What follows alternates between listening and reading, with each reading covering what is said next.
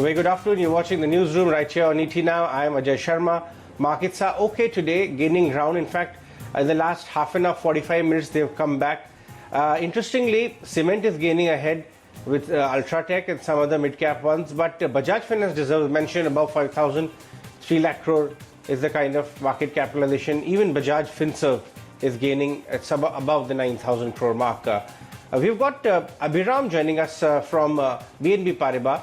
To talk more about their strategy note which they've come out with. Abhiram, good afternoon. Thank you very much for your time.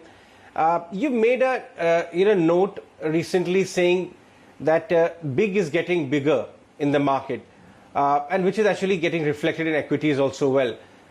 What exactly is the hypothesis right now in your view? Thank you, Ajay, for having me on your show.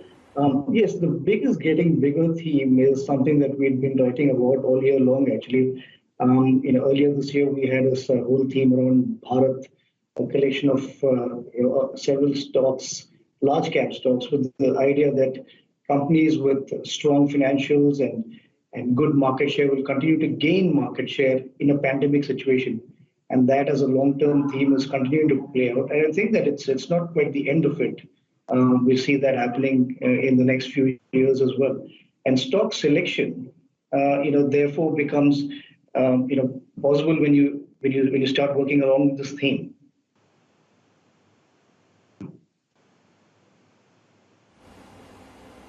Mm-hmm. So, Abhiram, how is India set right now? The markets, the kind of rally you've seen, is it getting broader now? In your view, in the coming quarters, if the earnings oblige, even in coming quarters, the way they did in second quarter, what's the hypothesis of the rally from here on? Well, yeah, I think we have to take a step back and look at the global picture as well. I think that is very critical in understanding, to set the tone for India as a whole. So from a big picture perspective, what our team thinks is that you could see a broad-based global recovery by the second half of next year, mainly because of the availability of a vaccine, broadly. That's point one. Point two is that central banks will be supportive and will probably err on the side of caution. The third thing, which would be positive for emerging markets as a whole, is that we think that inflation could rise modestly and the US dollar could depreciate a little bit. Now, underpinning all of this is the fact that investors globally are underweight equities, and more specifically so in the case of emerging markets. So all of this, in some ways is a Goldilocks scenario for emerging markets. Now, coming specifically to India, as you mentioned, the last quarter was probably one of the best earnings in a long time relative to expectations. Now, if you see various on-the-ground or high-frequency indicators, they continue to suggest a pickup. And if that were to be the case, then obviously this is a positive scenario for Indian equities. Now, all of this is not without risk, though. I mean, if you look at it, several stocks have rallied in India, especially even within the large and even mid and small cap space.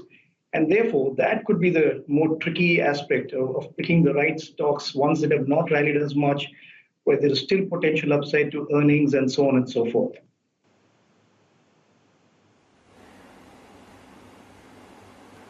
Mm-hmm. Abhiram, let's talk about how pricing power seems to be coming back in several sectors. Autos have seen price hikes. Cement, steel has seen very steep price hikes. And this, up till now, of course, has been passed on, but eventually will start flowing to consumers, or the margins of several companies in the coming quarters will hurt. What's your view on the way inflation is coming into many commodities and their impact onto final products? And do you think these price hikes will get absorbed, or to what extent will it actually be passed on to the consumer?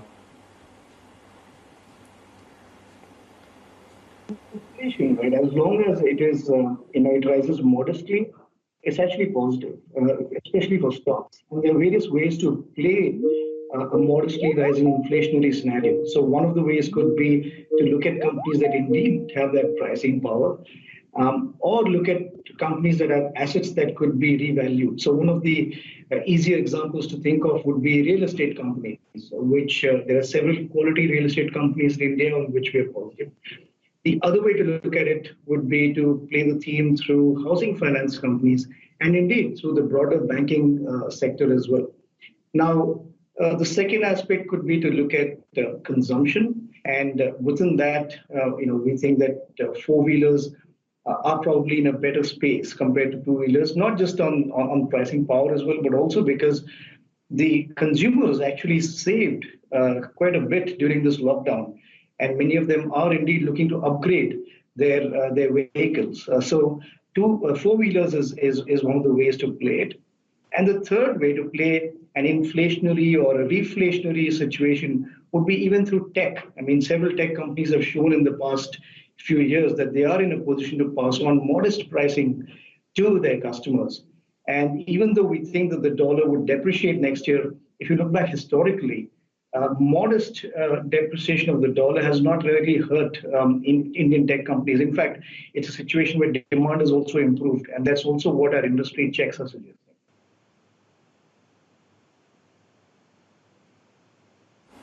Abhiram, certain section of the market is getting wary of valuations appearing to be pricey now. What are your thoughts on valuations, and especially are you finding the mid-cap end of the market relatively more attractive than large cap? How do you see the valuation of both ends? Yeah, so let's look at valuations, right? I mean, ultimately, valuations have to be seen relative to bond yields. And from a global perspective, or at least a US perspective, what it would appear is that valuations are probably slightly expensive relative to their history when compared with bond yields. From an Indian perspective, the Nifty now trades at what, 22 times 1 year forward earnings, maybe 3 times price to book. I mean, whichever way you look at it, I mean, it's well above historical levels. So that kind of jitteriness is understandable. Now, what we can do in this scenario also is look at what kind of upside we have to various targets. Now, for example, our Sensex target is 50,500 for 12 months. And that what presents maybe a little less than 10% upside. Now, historically, what that was meant is that the market tends to see a bit of a correction, and then probably the Goldilocks scenario that I outlined earlier plays out. So concerns on valuations are absolutely legitimate, but when you pick stocks, right, instead of looking at just large or mid or small, what we tend to do is to go absolutely bottom up. And when you do that, and there are several stocks that have not really, kind of re-rated the way the market has. And some of those companies also are seeing earnings upgrades. Now, I can think of a few sectors. One, for example, is a couple of public sector, banks/energy companies have that ability or have that situation. A few companies within financials, a few companies in tech, and even media actually fit that bracket. So essentially, the message I'm giving here is that yes, overall market valuations are not cheap, but if you dig deep, you will be able to come up with about 5 to 10 stocks that are not necessarily as expensive as the rest of the market has become.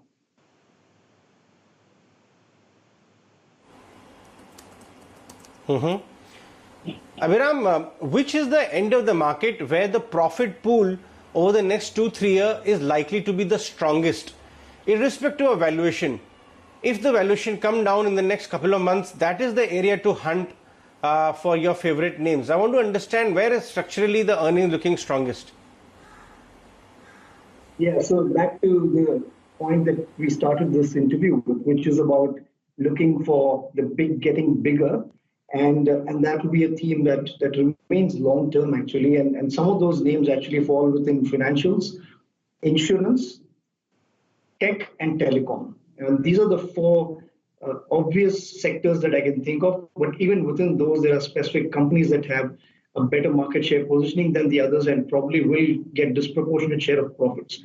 See, the thing, Ajay, is that in a scenario where there is expansion, there's economic expansion, then many firms or more firms tend to share the profits.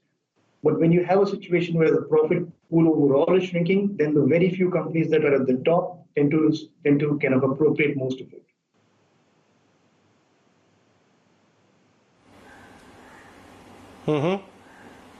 Right.